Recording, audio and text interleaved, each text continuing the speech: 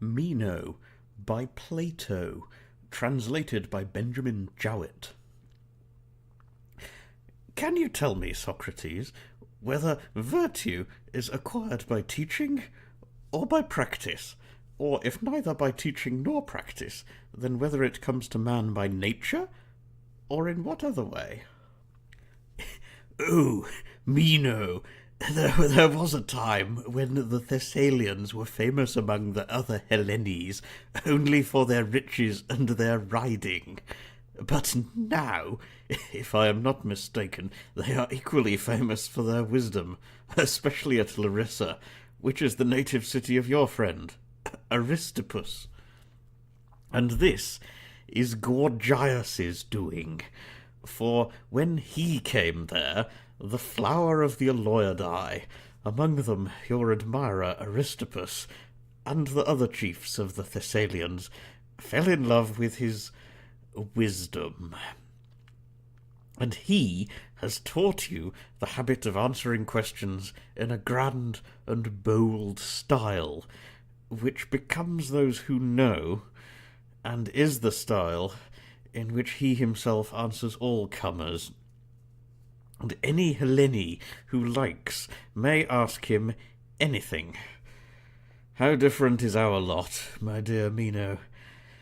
Here at Athens there is a dearth of the commodity, and all wisdom seems to have emigrated from us to you. I am certain that if you were to ask any Athenian whether virtue was natural or acquired, he would laugh in your face and say, "Stranger, you have far too good an opinion of me if you think I can answer your question. For I literally do not know what virtue is, and much less whether it is acquired by teaching or not. And I myself, Meno, living as I do in this region of poverty, am as poor as the rest of the world, and I confess with shame that I know literally nothing about virtue.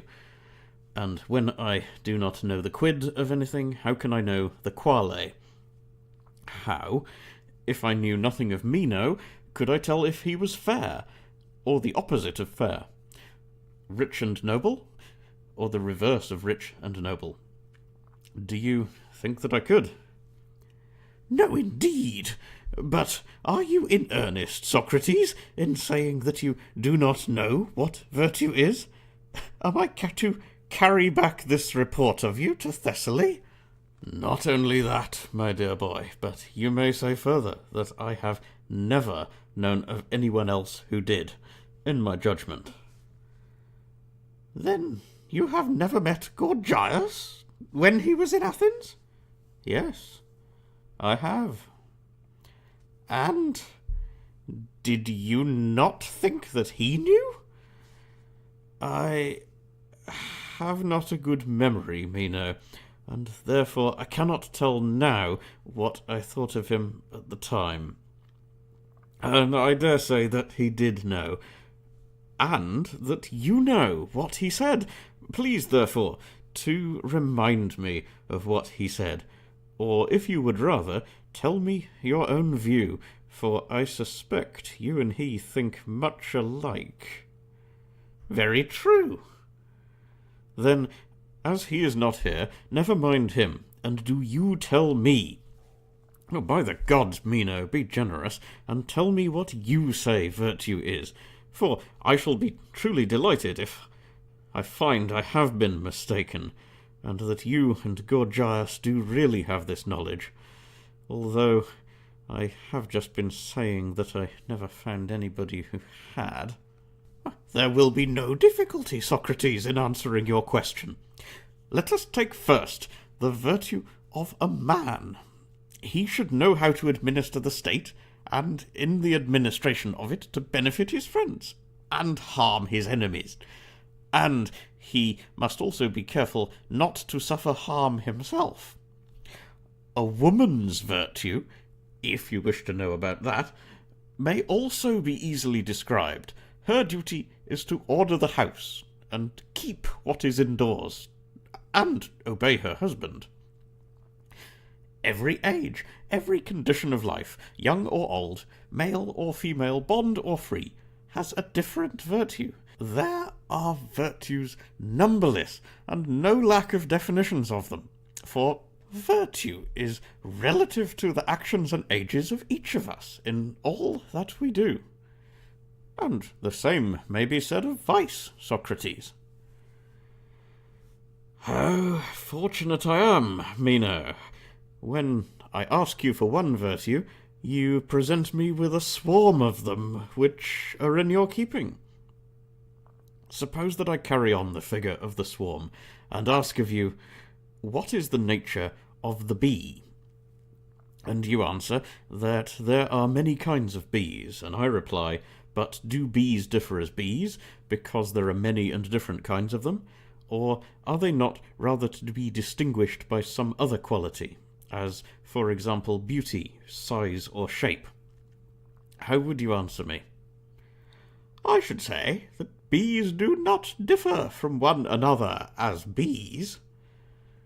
And if I went on to say, that is what I desire to know, Meno.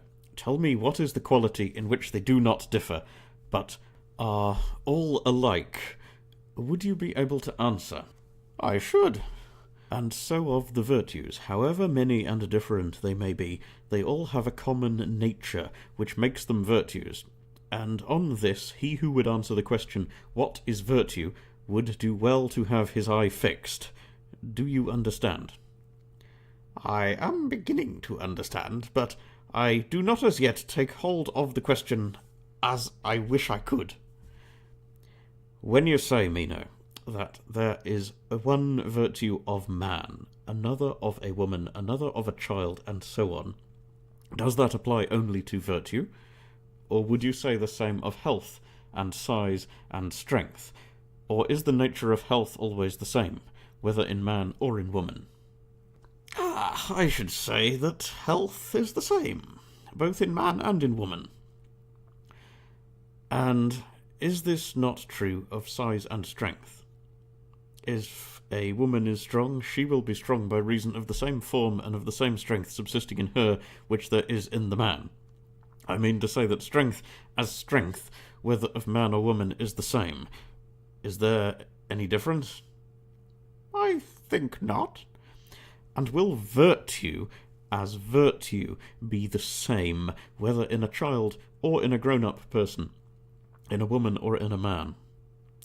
I cannot help feeling, Socrates, that this case is different from the others. But why? Were you not saying that the virtue of a man was to order a state, and the virtue of a woman was to order a house? I did say so. And can either house or state or anything be well ordered without temperance and without justice? Certainly not. Then they who order a state or a house temperately or justly order them with temperance and justice. Certainly. Then both men and women, if they are to be good men and women, must have the same virtues of temperance and justice. True. And can either a young man or an elder be a good one if they are intemperate and unjust? They cannot. They must be temperate and just. Yes. Then all men are good in the same way, and by participation in the same virtues. Such is the inference. And they surely would not have been good in the same way unless their virtue had been the same. They would not. Then, now that the sameness of all virtue has been proven, try and remember what you and Gorgias say that virtue is. Will you have one definition of them all? That is what I am seeking. If you want one definition of them all, I know not what to say, but that virtue is the power of governing mankind. And does this definition of virtue include all virtue? Is virtue the same in a child and in a slave, Meno? Can the child govern his father or the slave his master? And would he who governed be any longer a slave? I think not, Socrates. No, indeed, there would be small reason in that. Yet once more, fair friend, according to you, virtue is the power of governing. But would you not add justly and not unjustly? Yes, Socrates, I agree there, for justice is virtue. Would you say virtue, Meno, or a virtue? What do you mean? I mean, as I might say about anything, that a circle, for example, is a figure, not simply figure. And I should adopt this mode of speaking because there are other figures. Quite right. And that is just what I'm saying about virtue, that there are other virtues as well as justice. What are they? Tell me the names of them, as I would tell you the names of the other figures if you asked me. Courage, and temperance, and wisdom, and magnanimity are virtues, and there are many others. Yes, Meno. And again we are in the same case. In searching after one virtue we have found many, though not in the same way as before.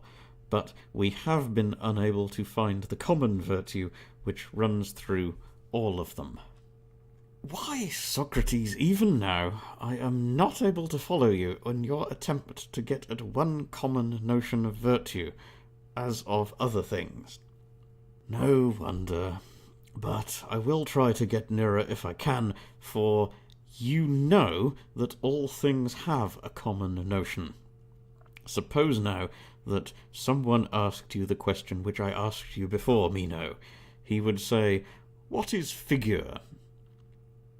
And if you answered, "Circularity," he would reply to you, in my way of speaking, by asking whether you would say that circularity is figure or a figure, and you would answer, "A figure." Certainly. And for this reason, that there are other figures. Yes. And if he proceeded to ask, "What other figures are there?" you would have told him. I should.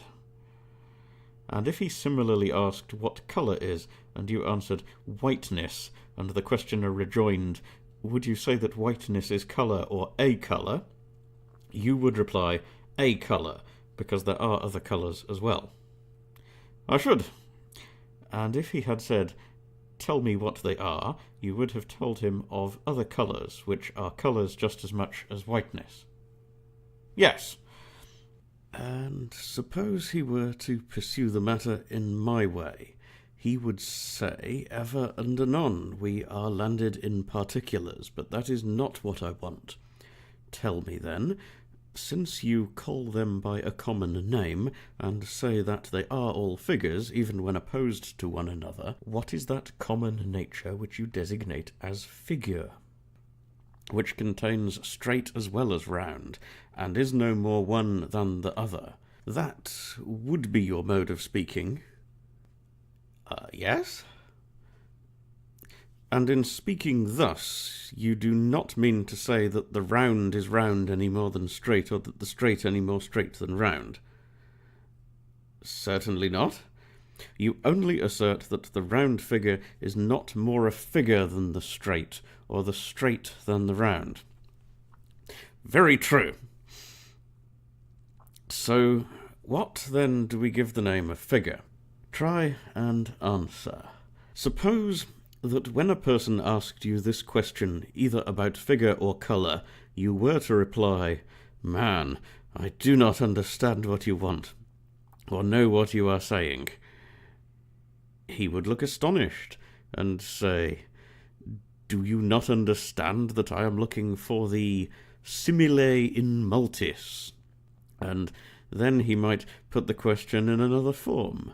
Meno, he might say, what is that simile in multis, which you call figure, and which includes not only round and straight figures, but all?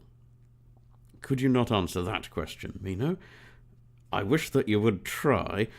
The attempt will be good practice with a view to the answer about virtue.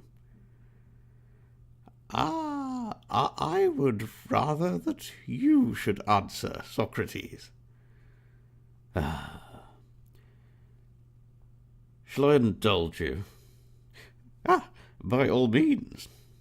And then you will tell me about virtue. I will. Then I must do my best, for there is a prize to be won. Certainly. Well, I will try and explain to you what figure is. What do you say to this answer? Figure is the only thing which always follows colour. Will you be satisfied with it? As I am sure that I should be if you would let me have a similar definition of virtue. But, Socrates, it is such a simple answer. Why simple? Because, according to you, figure is that which always follows colour. Granted. But if a person were to say that he does not know what colour is, any more than what figure is, what sort of answer would you have given him? I should have told him the truth. And if he were a philosopher of the eristic and antagonistic sort, I should say to him, you have my answer, and if I am wrong, your business is to take up the argument and refute me. But if we were friends and were talking as you and I are now, I should reply in a milder strain, and more in the dialectician's vein, that is to say, I should not only speak the truth, but I should make use of premises which the person interrogated would be willing to admit. And this is the way in which I shall endeavour to approach you. You will acknowledge, will you not, that there is such a thing as an end, or termination, or extremity, all which words use in the same sense, although I am aware that Prodicus might draw distinctions about them, but still you, I am sure, would speak of a thing as ended or terminated. That is all I am saying, not anything very difficult. Yes, I should, and I believe that I understand your meaning. And you would speak of a surface, and also of a solid, as for example in geometry. Yes? Well then, you are now in a condition to understand my definition of figure. I define figure to be that in which the solid ends, or more concisely, the limit of solid. And now, Socrates, what is colour? You are outrageous, Meno, in thus plaguing a poor old man to give you an answer when you will not take the trouble of remembering what is Gorgias's definition of virtue. When you have told me what I ask, I will tell you, Socrates. A man who was blindfolded has only to hear you talking, and he would know you are a fair creature and have still many lovers. Why do you think so? Why? Because you speak always in imperatives, like all beauties when they are in their prime. You are tyrannical, and also, as I suspect, you have found out that I have a weakness for the fair, and therefore, to humour you, I must answer. Please do. Would you like me to answer you after the manner of Gorgias, which is familiar to you? I should like nothing better. Do not he and you and Empedocles say that there are certain effluences of existence? Certainly. And passages into which and through the effluences pass? Exactly. And some of the effluences fit into the passages, and some of them are too small or too large? True. And there is such a thing as sight? Yes. And now, as Pindar says, read my meaning. Colour is an effluence of form, commensurate with sight, and palpable to sense. That, Socrates, appears to me to be an admirable answer. Why, yes, because it happens to be one which you have been in the habit of hearing, and your wit will have discovered, I suspect, that you may explain in the same way the nature of sound and smell, and of many other similar phenomena. Quite true. The answer, Meno, was in the orthodox solemn vein, and therefore was more acceptable to you than the other answer about figure. Yes. And yet, O son of Alexidemus, I cannot help thinking that the other was better, and I am sure that you will be of the same opinion if you will only stay and be initiated, and were not compelled, as you said yesterday, to go away before the mysteries. But I will stay, Socrates, if you will give me many such answers. Well, then, for my own sake as well as for yours, I will do my very best, but I'm afraid that I shall not be able to give you very many as good. And now, in your turn, you are to fulfill your promise, and tell me what virtue is in the universal. And do not make a singular into a plural, as the facetious say of those who break a thing, but deliver virtue to me whole and sound, and not broken into a number of pieces. I have given you the pattern. Well then, Socrates, virtue, as I take it to be, is when he who desires the honourable is able to provide it for himself. So the poet says, and I say too. Virtue is the desire of things honourable and the power of attaining them. And does he who desires the honourable also desire the good? Certainly. Then are there some who desire the evil, and others who desire the good? Do not all men, Meno, desire good? I think not. There are some who desire evil. Yes. Do you mean that they think the evils which they desire to be good, or do they know that they are evil and yet desire them? Both, I think. And do you really imagine, Meno, that a man knows evils to be evils and desires them notwithstanding? Certainly I do.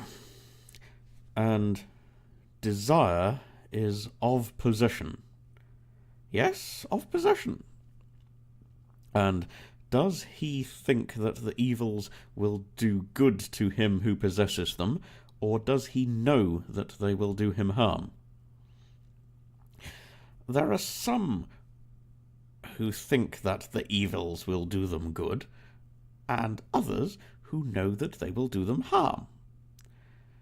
And in your opinion, do those who think that they will do them good know that they are evils? Certainly not. Is it not obvious that those who are ignorant of their nature do not desire them, but they desire what they suppose to be goods, although they are really evils? And if they are mistaken and suppose the evils to be good, they really desire goods. Yes, in that case. Well, and do those who, as you say, desire evils, and think that evils are hurtful to the possessor of them, know that they will be hurt by them? They must know it. And must they not suppose that those who are hurt are miserable in proportion to the hurt which is inflicted upon them? How could it be otherwise?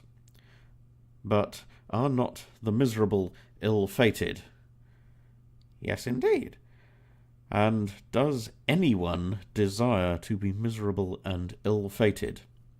I should say not, Socrates. But if there is no one who desires to be miserable, there is no one, Meno, who desires evil. For what is misery but the desire and possession of evil? That appears to be the truth, Socrates, and I admit that nobody desires evil.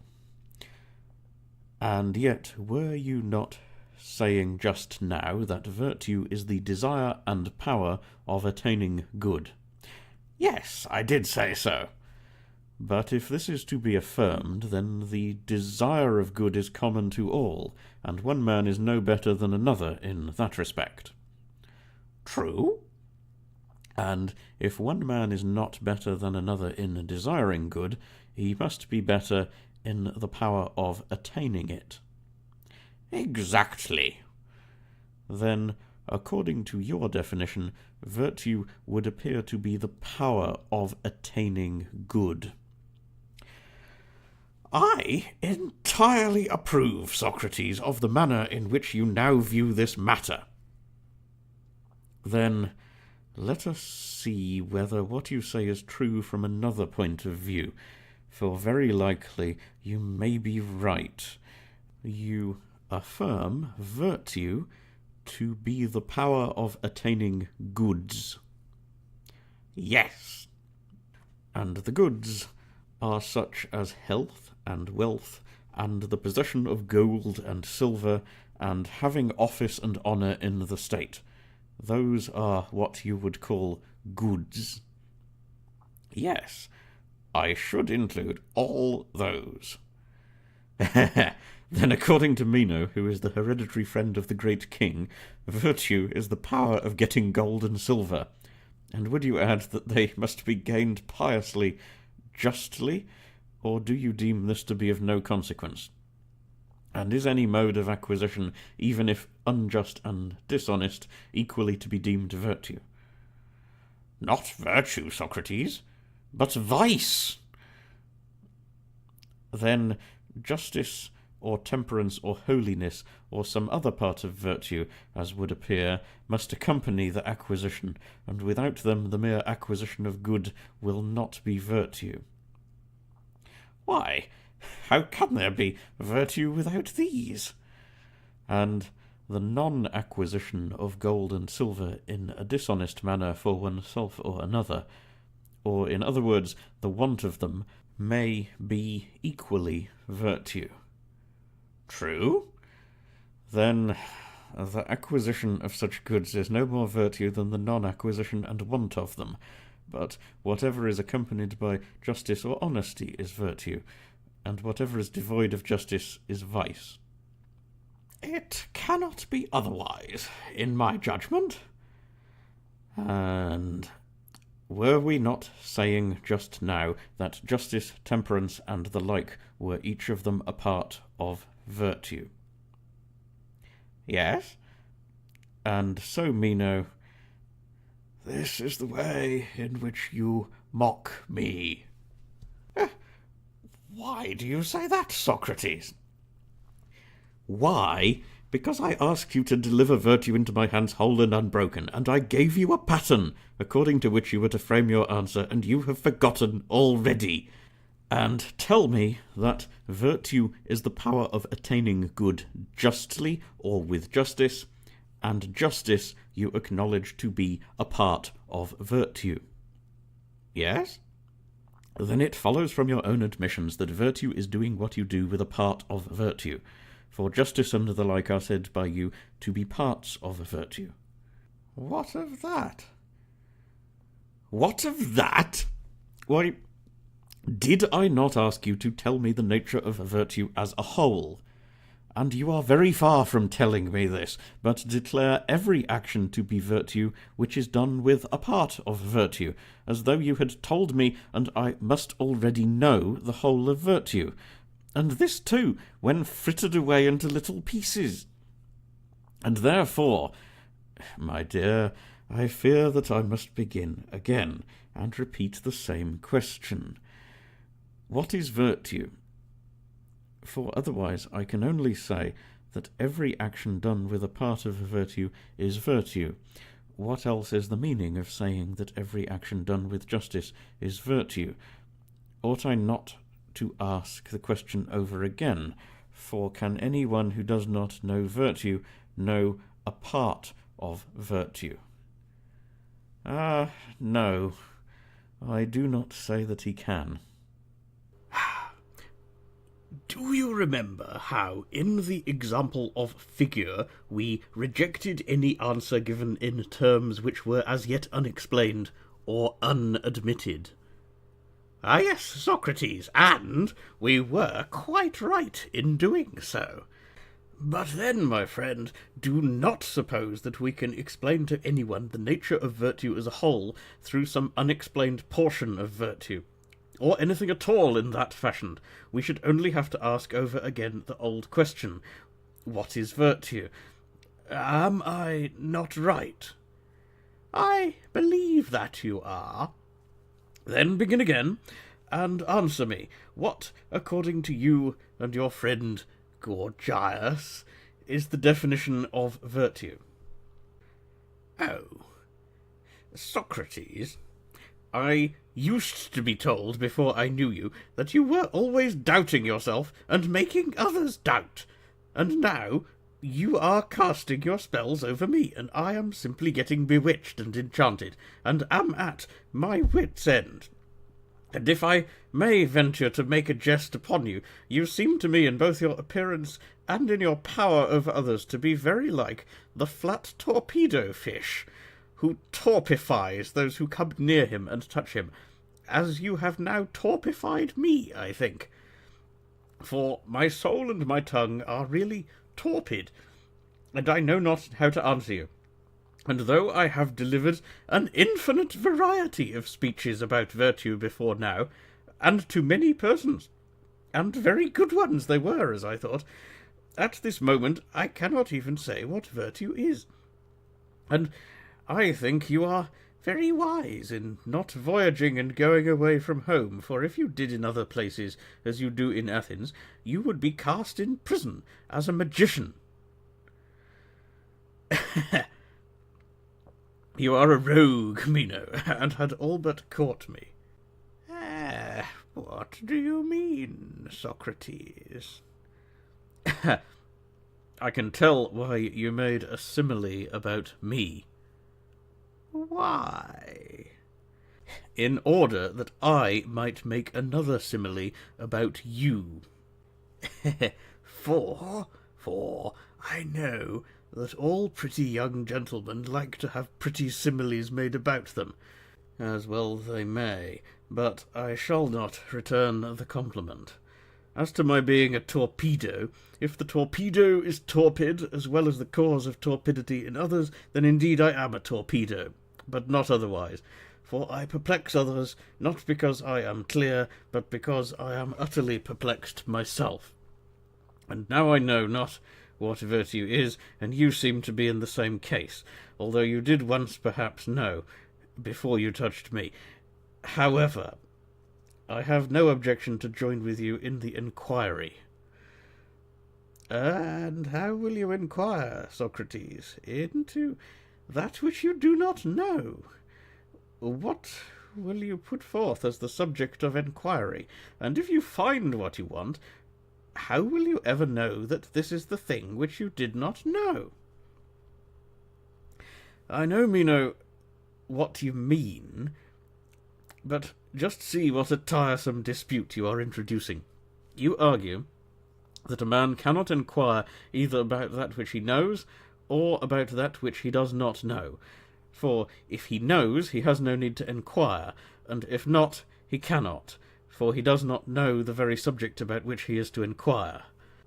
Well, Socrates, and is not the argument sound? I think not. Why not? I will tell you why. I have heard from certain wise men, and women who spoke of things divine, that... What did they have to say? They spoke of a glorious truth, as I conceive. What was it? And who were they? Some of them were priests and priestesses who had studied how they might be able to give a reason of their profession. There have been poets also who spoke of these things by inspiration, like Pindar and many others who were inspired. And they say, mark now, and see whether their words are true, they say that the soul of man is immortal, and at one time has an end, which is termed dying, and at another time is born again, but is never destroyed.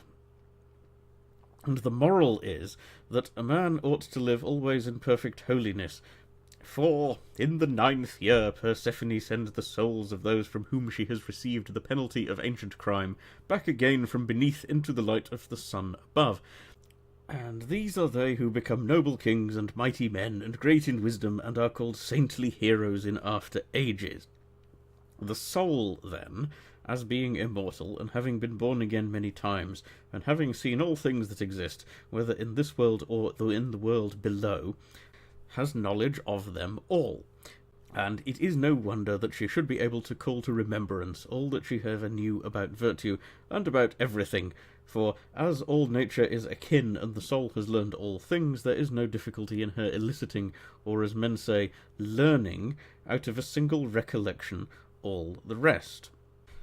If a man is strenuous and does not faint, for all enquiry and all learning is but recollection. And therefore we ought not to listen to this sophistical argument about the impossibility of enquiry, for it will make us idle, and is sweet only to the sluggard. But the other saying will make us active and inquisitive. In that confiding, I will gladly inquire with you into the nature of virtue. Yes, Socrates, but what do you mean by saying that we do not learn, and that what we call learning is only a process of recollection? Can you teach me how this is? I told you, Meno, just now that you were a rogue, and now you ask whether I can teach you, when I am saying that there is no teaching, but only recollection. And thus you imagine that you will involve me in a contradiction. Indeed, Socrates, I protest that I had no such intention. I asked the question from habit. But if you can prove to me that what you say is true, I wish that you would. It will be no easy matter, but I will try to please you to the utmost of my power. Suppose that you call one of your numerous attendants, that I may demonstrate on him. Certainly. Come hither, boy. He is Greek, and speaks Greek, does he not? Yes, indeed. He was born in this house. Attend now to the questions which I ask him, and observe whether he learns of me, or only remembers. I will.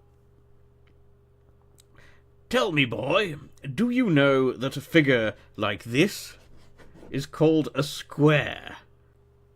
I do. And do you know that a square figure has these 4 lines equal? Certainly. And these lines which I have drawn through the middle of the square are also equal? Yes.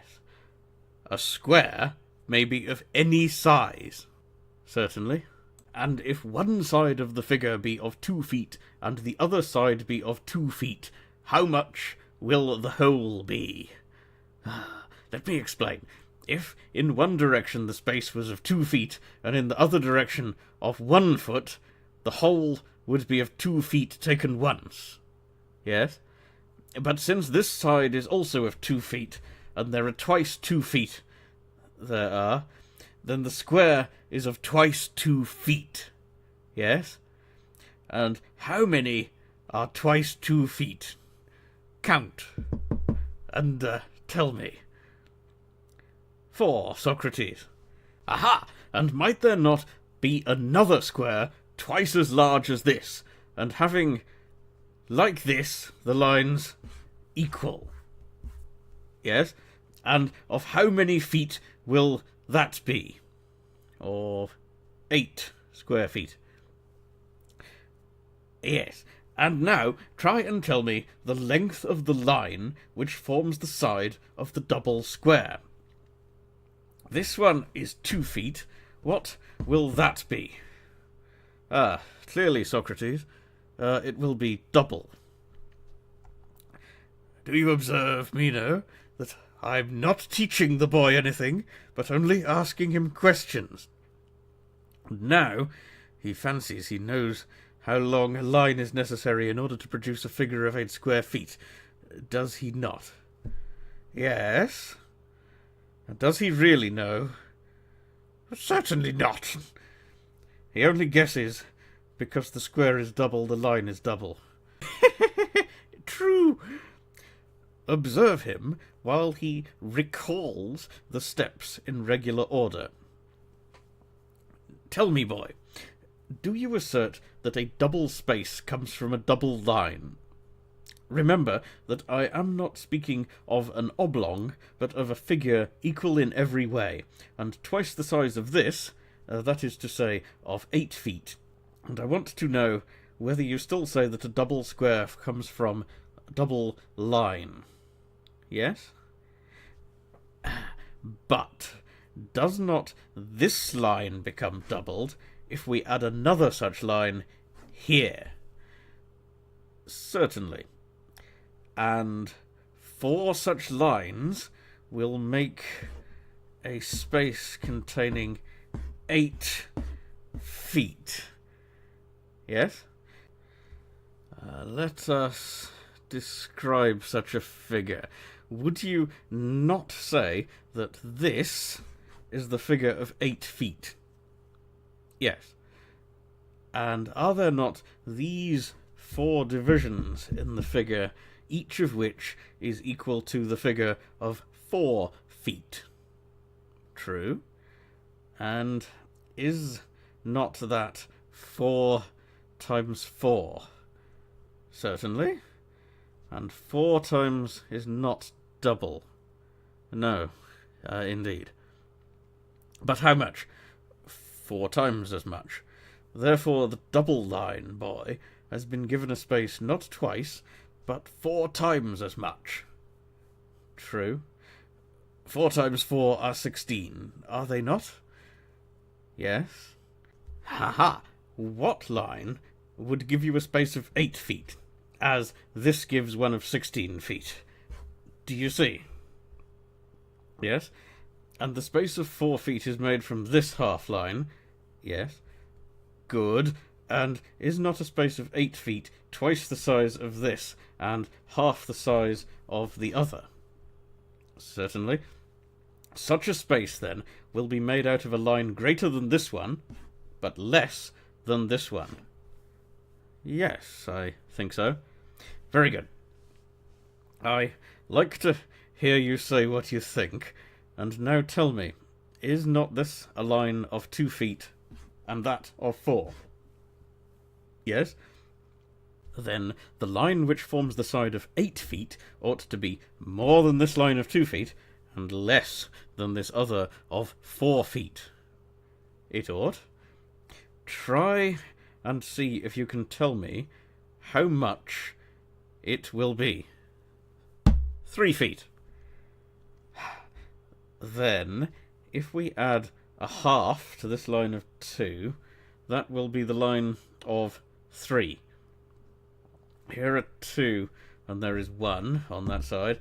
Here are 2 also, and there is 1, and that makes the figure of which you speak. Yes? But if there are 3 feet this way and 3 feet that way, the whole space will be 3 times 3 feet. That is evident. And how much are 3 times 3 feet? 9. And how much is the double of 4? 8. Then the figure of 8 is not made out of a line of 3. No. But from what line? Tell me exactly. If you would rather not reckon, try and show me the line. Indeed, Socrates, I do not know. Do you see, Meno, what advances he has made in his power of recollection? He did not know at first, and he does not know now, what is the side of a figure of 8 feet. But then he thought that he knew, and answered confidently as if he knew, and had no difficulty. Now he has a difficulty, and neither knows nor fancies that he knows. True. But is he not better off in knowing his ignorance? I think that he is. If we have made him doubt, and given him the torpedo's shock, have we done him any harm? I think not. We have, certainly, as would seem, assisted him in some degree to the discovery of the truth, and now he will wish to remedy his ignorance. But then he would have been ready to tell all the world again and again that double space should have a double side. True. But do you suppose that he would ever have inquired into or learned what he fancied that he knew, and though he was really ignorant of it, until he had fallen into the perplexity under the idea that he did not know, and had desired to know? I think not, Socrates. Then he was the better for the torpedo's touch. I think so. Mark now the further development. I shall only ask him, and not teach him, and he shall share the enquiry with me. And do you watch, and see if you find me telling or explaining anything to him, instead of eliciting his opinion.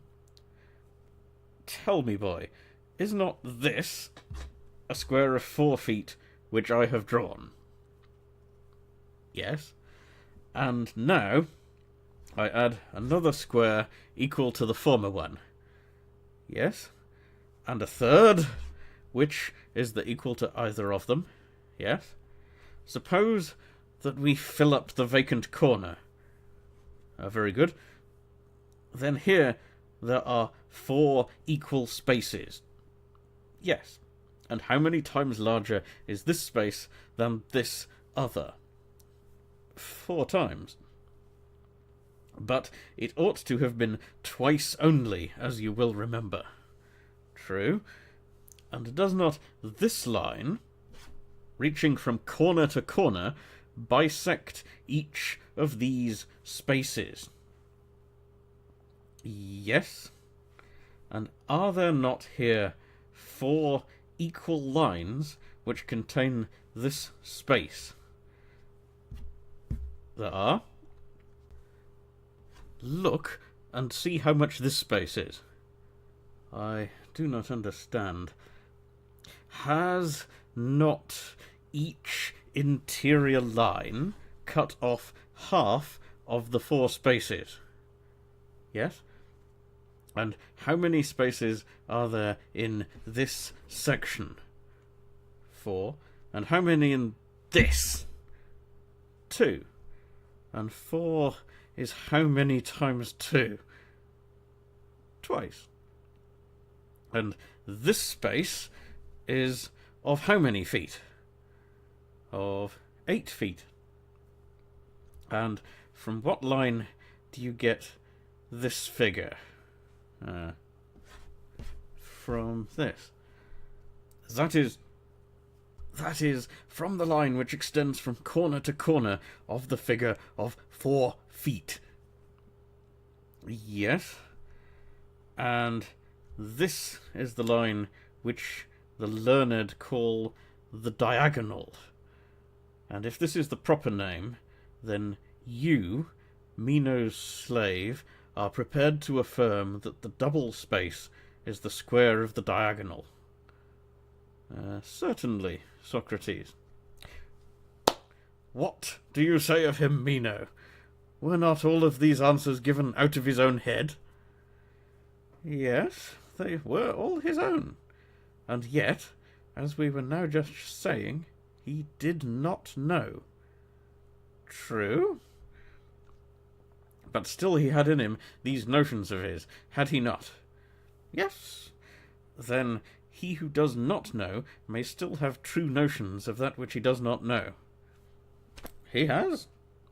And at present these notions have just been stirred up in him as in a dream, but if he were frequently asked the same questions in different forms, he would know as well as anyone at last.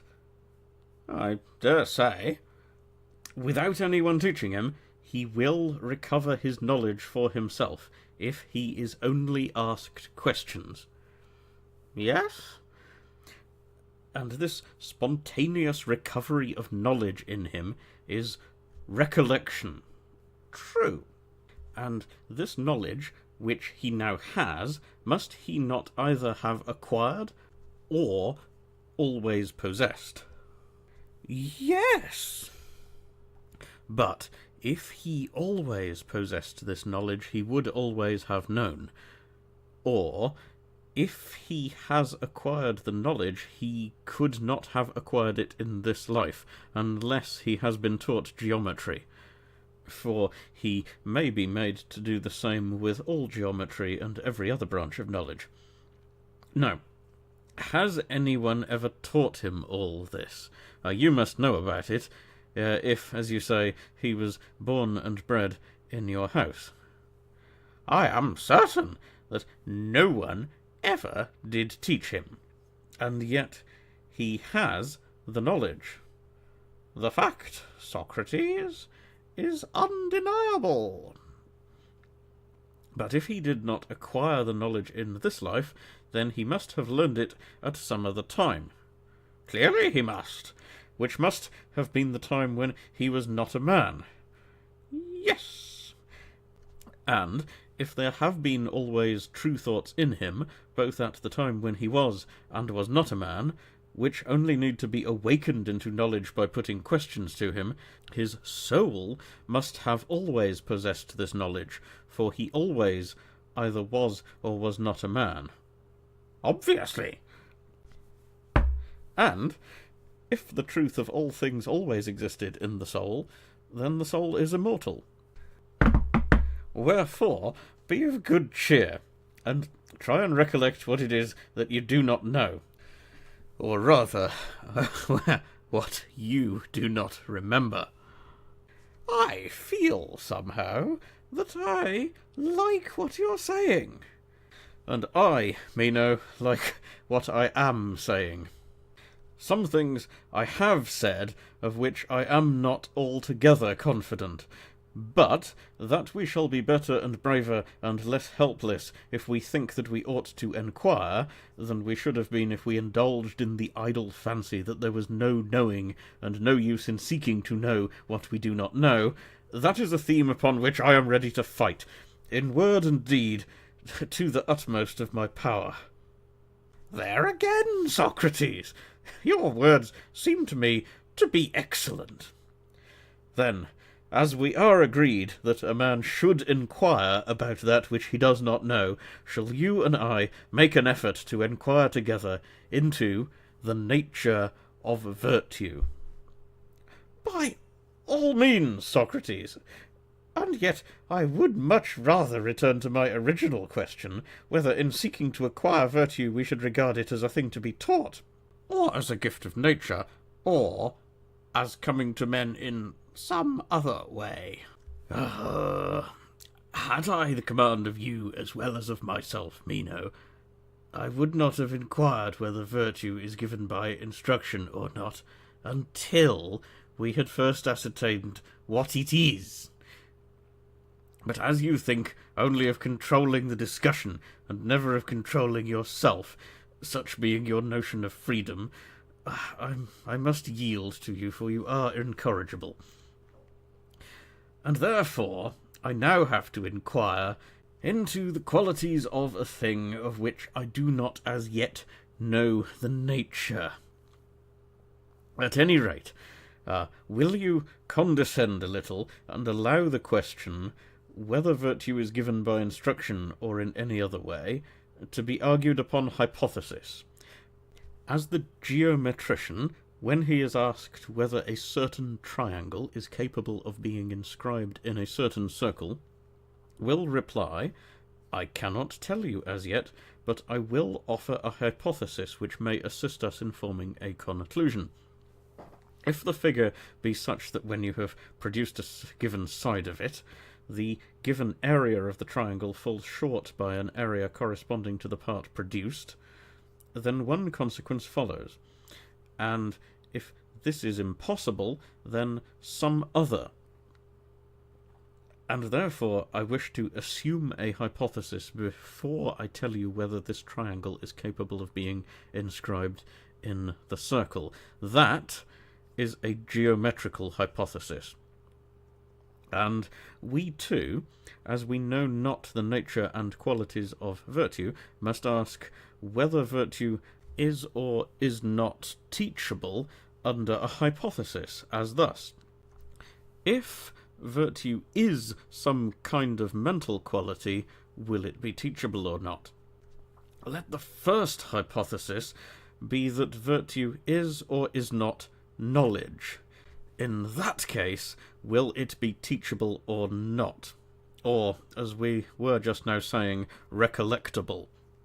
For there's no use in disputing about the name in this case, but is virtue teachable or not? Or rather, does not everyone see that only knowledge is teachable? I agree. Then, if virtue is knowledge, virtue can be taught. Certainly. Then now we have made a quick end of this question. If virtue is of such a nature, it will be taught, and if not, not. Certainly. The next question is whether virtue is knowledge or of another species. Yes, that appears to be the question which comes next in order. Do we not say that virtue is a good? This is a hypothesis which is not set aside. Certainly. Now, if there be any sort of good which is distinct from knowledge, virtue may be that good. But if knowledge embraces all good, then we shall be right in thinking that virtue is knowledge. True. And virtue makes us good. Yes. And if we are good, then we do good, because that is the nature of being good. Yes? Virtue does good as well, then. That is the only inference. Then let us see what are the things which do us good. Health and strength, beauty and wealth, these and the like we call good. True. And yet these things may also sometimes do us harm. Would you not think so? Yes. And what is the guiding principle which makes them beneficial or the reverse? Are they not beneficial when they are rightly used, and hurtful when they are not rightly used? Certainly. Next, let us consider the goods of the soul. They are temperance, justice, courage, quickness of apprehension, memory, magnanimity, and the like. Oh, surely. And such of these as are not knowledge but of another sort are sometimes profitable and sometimes hurtful, as, for example, courage wanting prudence, which is only a sort of confidence. When a man has no sense, he is harmed by courage, but when he has sense, he is profited. Oh, true.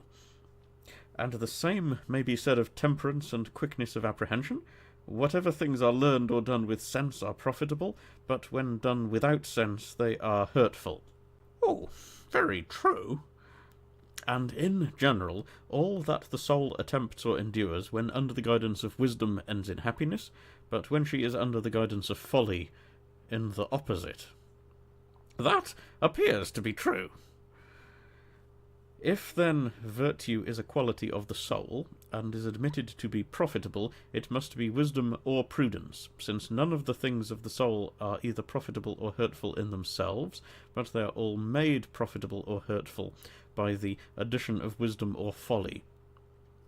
And therefore, if virtue is profitable, virtue must be a sort of wisdom or prudence. I quite agree. And the other goods, such as wealth and the like, of which we were just now saying that they are sometimes good and sometimes evil, do not they also become beneficial or hurtful, accordingly as the soul guides and uses them rightly or wrongly, just as the things of the soul herself are benefited when under the guidance of wisdom, and harmed by folly? True. And the wise soul guides them rightly, and the foolish soul wrongly. Yes. And is this not universally true of human nature? All other things hang upon the soul, and the things of the soul herself hang upon wisdom, if they are to be good, and so wisdom is inferred to be that which creates benefit, and virtue, as we say, is beneficial. Certainly. And thus we arrive at the conclusion that virtue is either wholly or partly wisdom. I think what you are saying, Socrates, is very true. But if this is true, then the good are not by nature good. I think not. If they had been, there would assuredly have been discerners of characters among us who would have known our future great men, and on their showing we should have adopted them, and when we had got them we should have kept them in the citadel, out of way of harm, and we would have protected them much more carefully than our gold, in order that no one might tamper with them, and then when they grew up they would have been useful to the state. Ah, yes, Socrates, that would have been the right way. But if the good are not by nature good, are they made good by instruction? There appears to be no alternative, Socrates. On the supposition that virtue is knowledge, there can be no doubt that virtue is taught. Yes, indeed, but what if the supposition is erroneous? I certainly thought just now that we were right. Yes, Meno, but a principle which has any soundness should stand firm not only just now, but always. Well, and why are you so reluctant to believe that knowledge is virtue? I will try and tell you why, Meno. I do not retract the assertion that if virtue is knowledge, it may be taught, but I fear that I have some reason in doubting whether virtue is knowledge. For consider now, and say whether virtue, and not only virtue, but anything that is taught, must not have teachers and students. Surely. And conversely, may not the art of which neither teachers nor students exist be assumed to be incapable of being taught? True. But do you think that there are no teachers of virtue? I have certainly often inquired whether there were any, and taken great pains to find them, and have never succeeded. And many have assisted me in this search, and they were the persons whom I thought were the most likely to know. Ooh, aha! Here, at the very moment when he is wanted, we fortunately have sitting by us Anytus, the very person of whom we should make inquiry. To him let us then repair. In the first place, he is the son of a wealthy and wise father, Anthemion, who acquired his wealth not by accident or gift, like Ismenius the Theban, who recently made himself as rich as Polycrates, but by his own skill and industry, and who is a well-conditioned, modest man, not insolent or overbearing or annoying. Moreover, this son of his has received a good education, as the Athenian people certainly seem to think, for they choose him to fill the highest offices. And these are the sort of men from whom you are likely to learn whether there are any teachers of virtue, and who they are. Please, Anytus, to help me and your friend Meno in answering our question, who are the teachers? Consider the matter thus. If we wanted Meno to be a good physician, to whom should we send him? Should we not send him to the physicians? Certainly. And if we wanted him to be a good cobbler, should we not send him to the cobblers? Yes. And so forth. Yes. Let me trouble you with one more question. When we say that we should be right in sending him to the physicians if we wanted him to be a physician, do we mean that we should be right in sending him to those who profess the art, rather than to those who do not, and to those who demand payment for teaching the art, and profess to teach it to anyone who will come and learn? And if these were our reasons, should we not be right in sending him? Yes. And might not the same be said of flute-playing and of the other arts?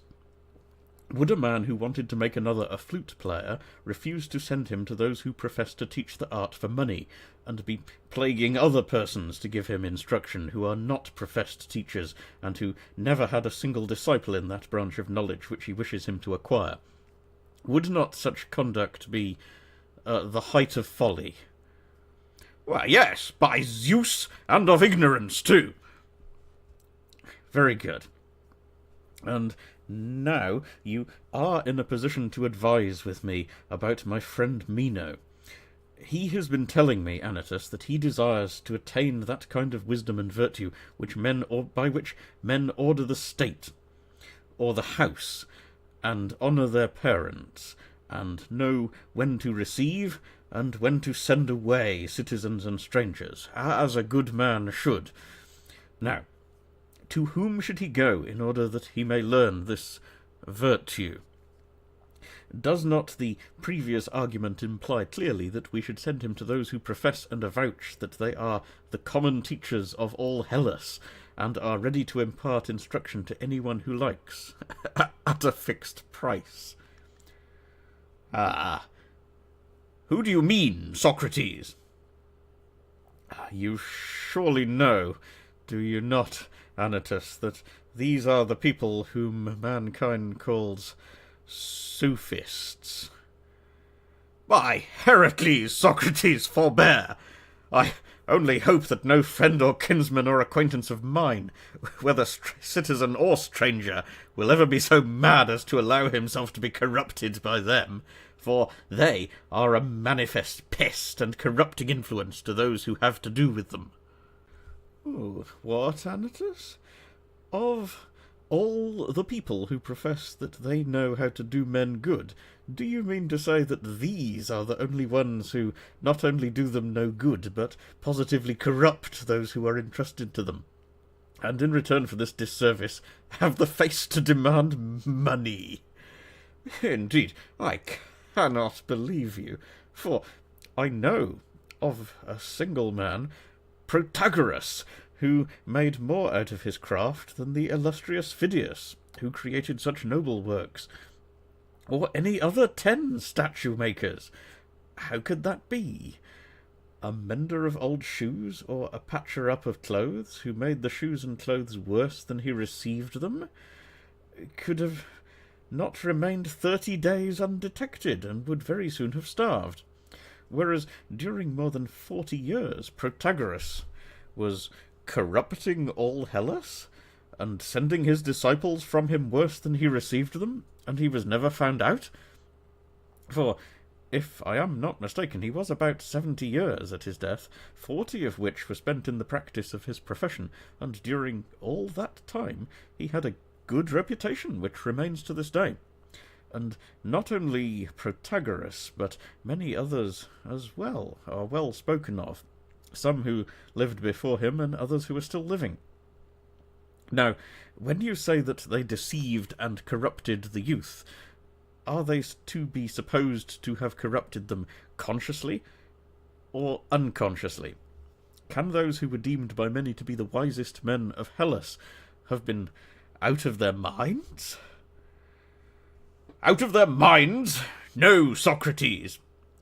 The young who gave their money to them were out of their minds, and the relations and guardians who entrusted their youth to the care of these men were still more out of their minds, and most of all, the cities who allowed them to come in and did not drive them out, citizen and stranger alike. Has any of the sophists wronged you, Anytus? What makes you so angry with them?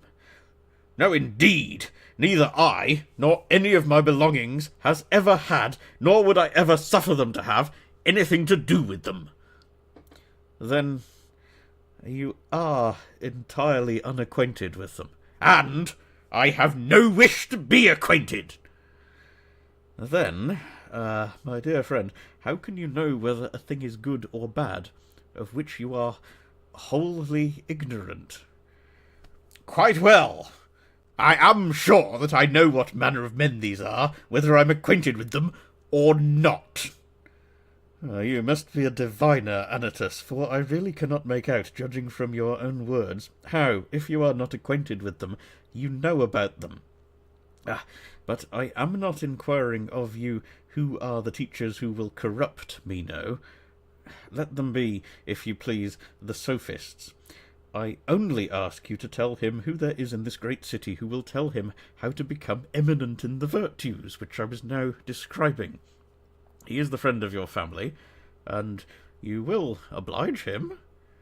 Why do you not tell him yourself? I have told him whom I supposed to be the teachers of these things, but I learn from you that I am utterly at fault, and I dare say that you are right. And now I wish that you, on your part, would tell me to whom among the Athenians he should go. Whom would you name? Why, single out any individual.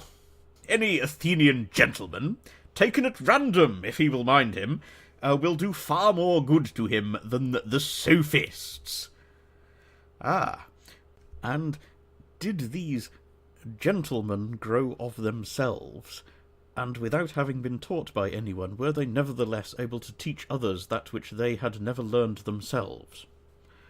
I imagine that they learned of the previous generation of gentlemen. Have there not been many good men in this city? Yes, certainly, Anytus. And many good statesmen also there always have been, and there still are in the city of Athens. But the question is whether they were also good teachers of their own virtue, not whether there are or have been good men in this part of the world, but whether virtue can be taught, is the question which we have been discussing. Now, do we mean to say that the good men of our own and of other times knew how to impart to others that virtue which they had themselves, or is virtue a thing incapable of being communicated or imparted by one man to another? That is the question which I and Meno have been arguing. Look at the matter in your own way. Would you not admit that Themistocles was a good man? Certainly, no man better. And must not he then have been a good teacher, if any man ever was a good teacher of his own virtue? Yes, certainly, if he wanted to be so. But would he not have wanted? He would, at any rate, have desired to make his own son a good man and a gentleman. He could not have been jealous of him, or have intentionally abstained from imparting to him his own virtue. Did you never hear that he made his son Cleophantus a famous horseman, and taught him to stand upright on horseback, and hurl a javelin, and do many other marvellous things, and in anything that can be learned from a master he was well trained? Have you not heard from our elders of him? I have. Aha, then no one could say that his son showed any want of capacity. Very likely not. But did anyone, old or young, ever say in your hearing that Cleophantus, son of Themistocles, was a wise or good man, as his father was? I have certainly never heard of anyone say so. Aha. And if virtue could have been taught, would his father Themistocles have sought to train him in these minor accomplishments, and allowed him who, as you must remember, was his own son, to be no better than his neighbours in those qualities in which he himself excelled? Indeed, I think not. And here was a teacher of virtue whom you admit to be among the best men of the past. Let us take another. Aristides, son of Lysimachus. Would you not acknowledge that he was a good man? Oh, certainly I should. And did he not train his son, Lysimachus, better than any other Athenian in all that could be done for him by the help of masters? But what has been the result? Is he a bit better than any other mortal? He is an acquaintance of yours, and you see what he's like. There is Pericles again, magnificent in his wisdom, and he, as you are aware, had 2 sons, Paralus and Xanthippus. I know. And you know, also, that he taught them to be unrivalled horsemen, and he trained them in music and gymnastics and all sorts of arts. In these respects they were on a level with the best. And he had no wish to make good men of them? No, he must have wished it, but virtue, as I suspect, could not be taught.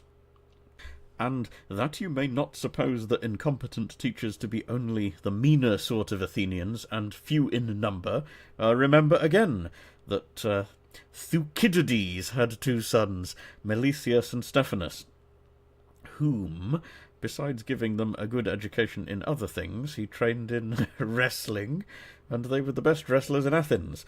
One of them he committed to the care of Xanthias, and the other of Eudorus, who had the reputation of being the most celebrated wrestlers of the day. Do you remember them? I have heard of them. Aha. Now, can there be any doubt that Thucydides, whose children were taught things for which he had to spend money, would have taught them to be good men, which would have cost him nothing, if virtue could have been taught? Will you reply that he was a mean man, and had not many friends among the Athenians and allies? No, but he was of a great family, and a man of influence in Athens and all of Hellas, and if virtue could have been taught, he would have found out some Athenian or foreigner who would have made good men of his sons, if he could not himself spare the time from cares of state. Once more, I suspect, Anytus, that virtue is not a thing which can be taught. Socrates, I think you are too ready to speak evil of gentlemen, and if you will take my advice, I would recommend you to be careful. Perhaps there is no city in which it is not easier to do men harm than to do them good. And this is certainly the case in Athens, which, I suspect, you No. Meno, I think that Anytus is in a rage. And he may well be in a rage because he thinks, in the first place, that I am defaming these gentlemen, and in the second place, he is of the opinion that he is one of them himself. But someday he will know what is the meaning of defamation, and if he ever does, he will forgive me. Meanwhile, I will return to you, Meno, for I suppose that there are gentlemen in your region too. Certainly there are. And are they willing to teach the young? And do they profess to be teachers? And do they agree that virtue is taught? No, indeed, Socrates. They are anything but agreed. You may hear them saying at one time that virtue can be taught, and then again the reverse. Can we call those teachers who do not acknowledge the possibility of their own vocation? I think not, Socrates. And what do you think of these sophists, who are the only professors? Do they seem to you to be teachers of virtue? I often wonder, Socrates, that Gorgias is never heard promising to teach virtue, and when he hears others promising, he only laughs at them. But he thinks that men should be taught to speak. Then you do not think that the sophists are teachers?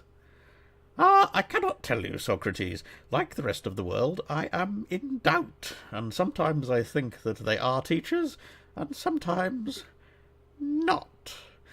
And are you aware that not only you and other politicians have doubts whether virtue can be taught or not, but that Theognis the poet says the very same thing? Where does he say so?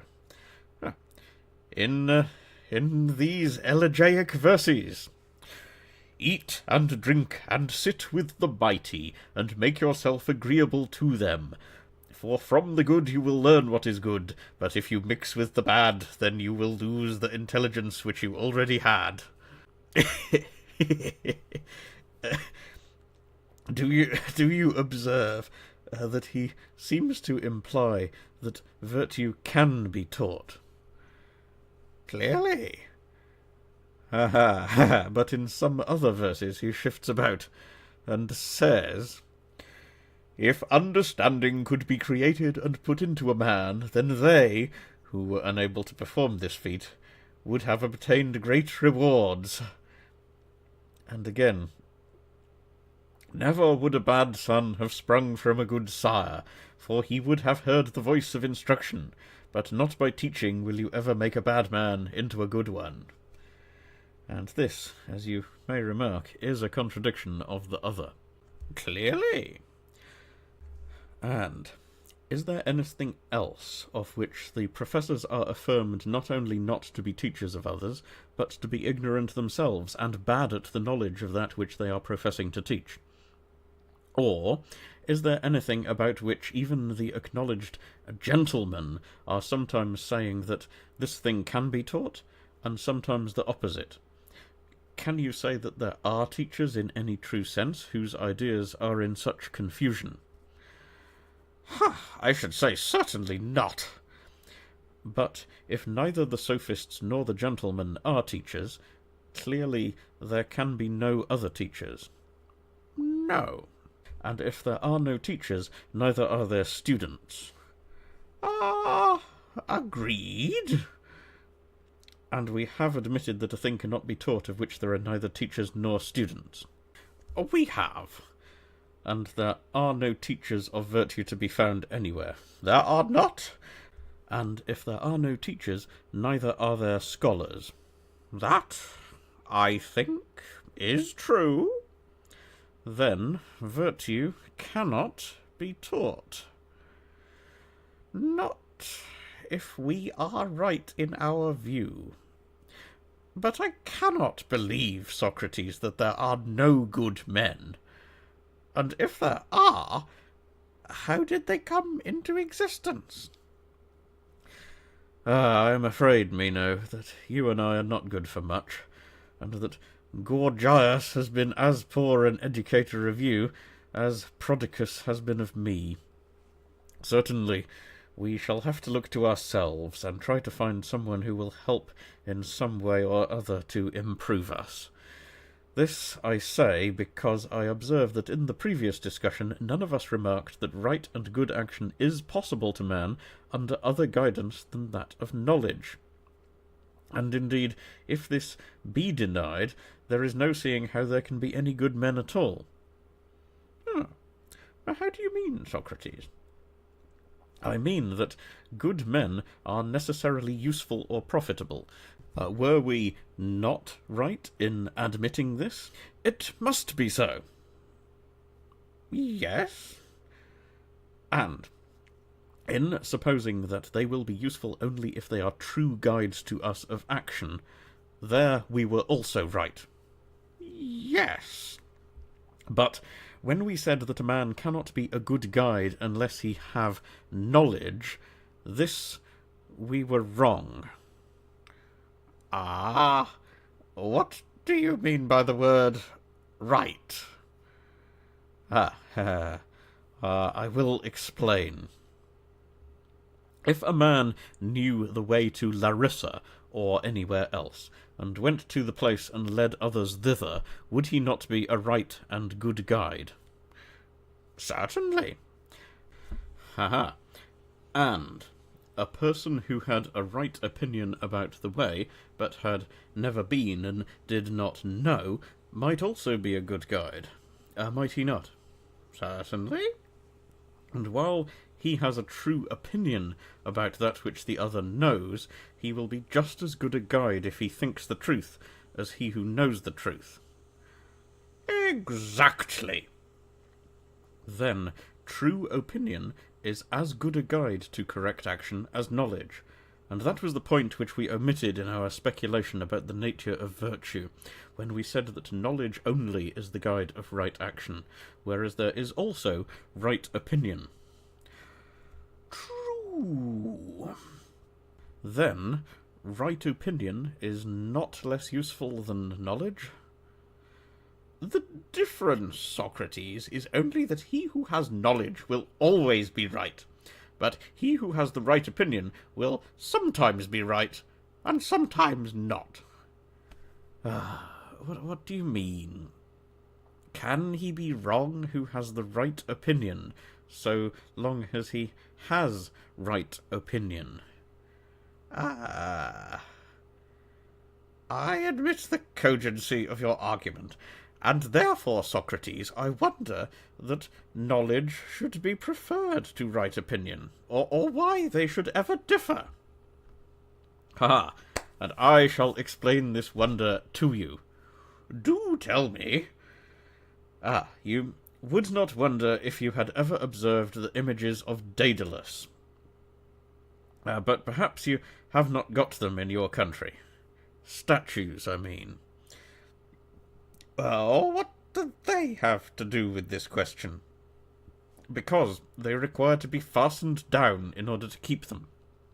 And if they are not fastened, they will play truant and run away. What? Well, what of that?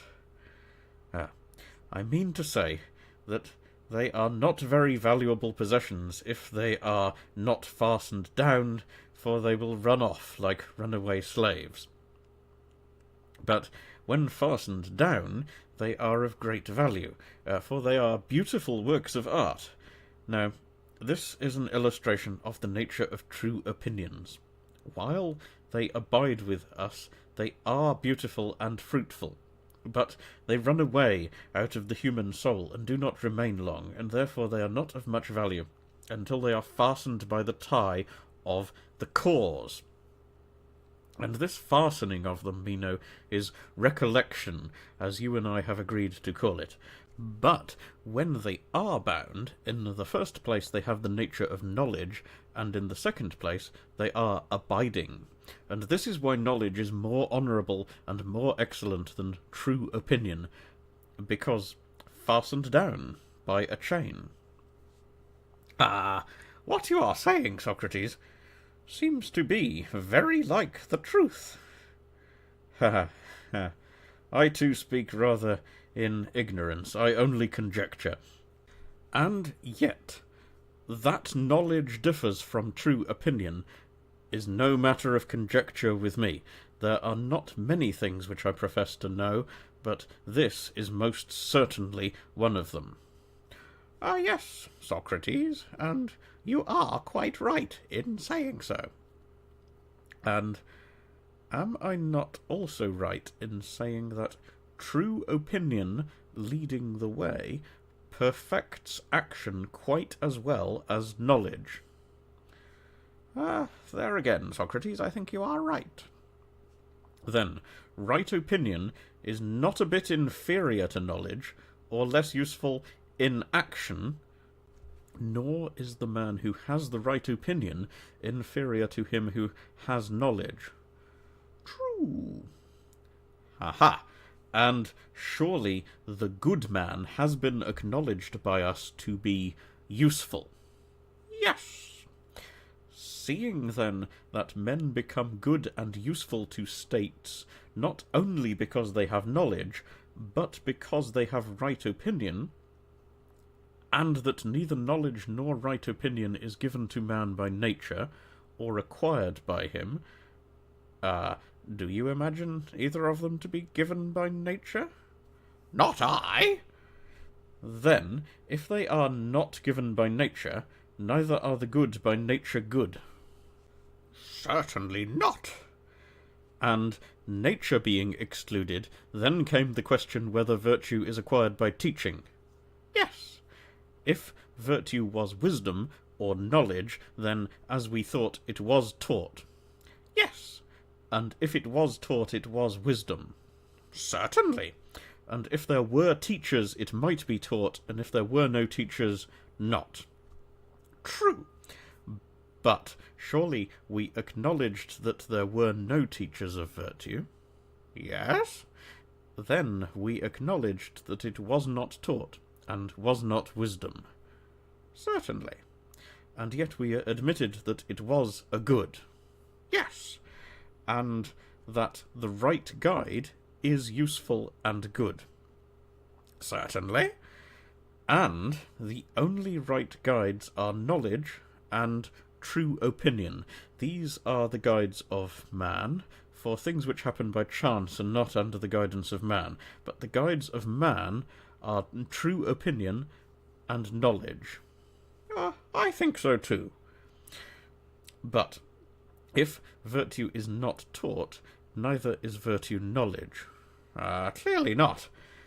Then, of two good and useful things, one which is knowledge has been set aside, and cannot be supposed to be our guide in political life. I think not. Ha! And therefore, not by any wisdom, and not because they were wise, did Themistocles and those others of whom Anytus spoke govern states. This was the reason why they were unable to make others like themselves, because their virtue was not grounded on knowledge. That is probably true, Socrates. But if not by knowledge, the only alternative which remains is that statesmen must have guided states by right opinion, which is in politics what divination is in religion. For diviners and also prophets say many things truly, but they know not what they say. So I believe. And may we not, Meno, call those men divine, who, having no understanding, yet succeed in many a grand deed and word? Certainly. Aha, then we shall also be right in calling divine those whom we were just now speaking of as diviners and prophets, including the whole tribe of poets. Yes, and statesmen above all may be said to be divine and illumined, being inspired and possessed of God, in which condition they say many grand things, not knowing what they say. Ah, yes. And the women, too, Meno, call good men divine, do they not? And the Spartans, when they praise a good man, they say that he is a divine man. Aha! And I think, Socrates, that they are right. Although, very likely, our friend Anytus may take offence at the word. I don't care. As for Anytus, there will be another opportunity of talking with him.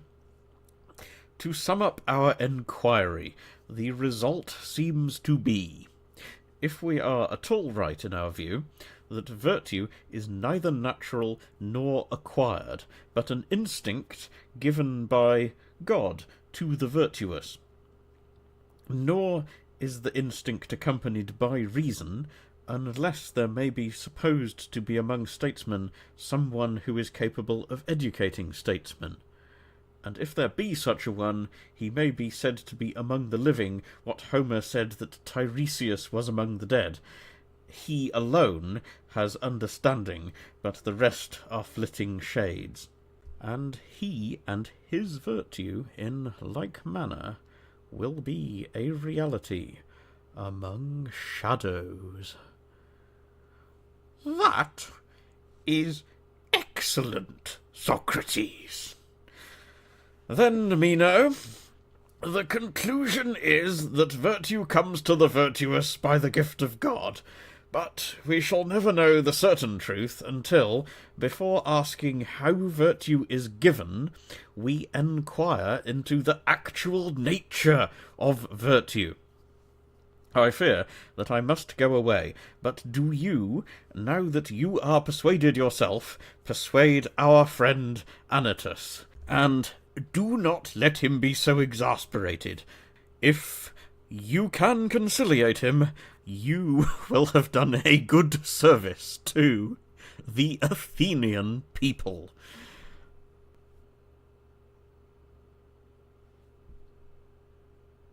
This was Meno by Plato, translated by Benjamin Jowett, narrated by Eric J. Rees.